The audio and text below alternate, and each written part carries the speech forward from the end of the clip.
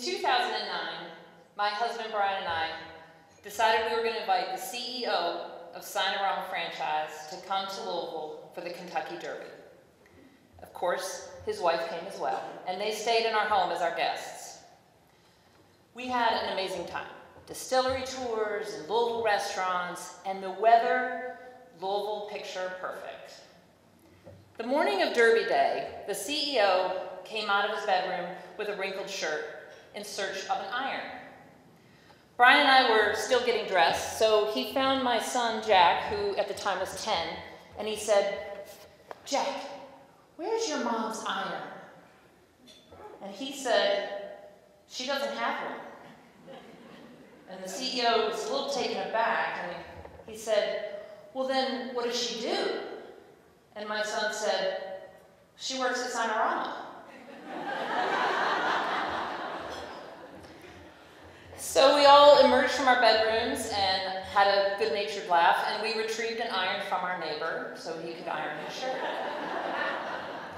And it's probably a speech for another day just to talk about that question, where's your mom's iron? Subsequently, the CEO told that story several times in front of groups of Signarama franchisees, sometimes dozens, if not hundreds, of franchisees. And he always got a big laugh, and he always played the dumbfounded man, wondering how a woman lives without an iron. And I have to make a confession. The first time he told that story, I was not expecting it. I was caught off guard. And it was in front of about 200 fellow women franchisees. And this bad feeling started creeping in of shame. And I started to wonder, am I a bad mom or a bad wife because I don't have an iron? Am I not a woman if I don't own an iron? But lucky for me, I centered myself, and I took a deep breath. And I remembered where I come from.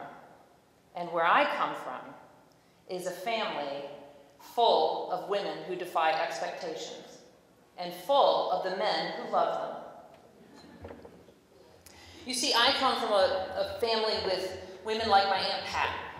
My Aunt Pat, at a time when most women are thinking about retiring, she's decided she's going to run an organization serving the very poorest of the poor. And she was inducted into the Kentucky Civil Rights Hall of Fame for her work. And I have my Aunt Molly. One of my earliest memories of her was when she visited my family. I was a little girl. She came across a few states to visit by herself on her motorcycle. Did she have an iron? I didn't ask. Ultimately, she ended up with a very successful legal career, and she spent much of that career battling the state of Michigan. The state of Michigan was allowing systematic sexual abuse of women inmates. And she battled the state of Michigan for 20 years, and she won. Then, of course, there's my mother. She's gentle, but she's a warrior. When I was in high school, I'll never forget when she questioned the English teacher about his syllabus and his lack of women authors on his syllabus. And while he defended himself, implying along the way that maybe there weren't women authors good enough, important enough to be included, the following year, he had women on his syllabus.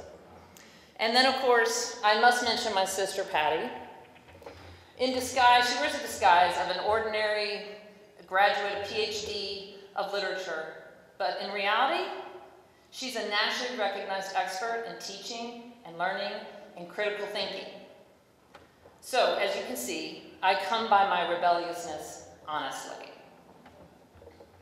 My family taught me to know who I am. And I am someone who will speak up for myself and for others. And I am someone who wants to make the most of every day of her life. And I am someone who hates to iron. And I have learned to cope with that one. I've learned also from being in business and from being involved with an organization like NAWBO with all these amazing members, is that success in business and success in life does not come from coloring the lines or meeting other people's expectations of who we are. Success comes from truly embracing our real selves and making no apologies for it. Thank you.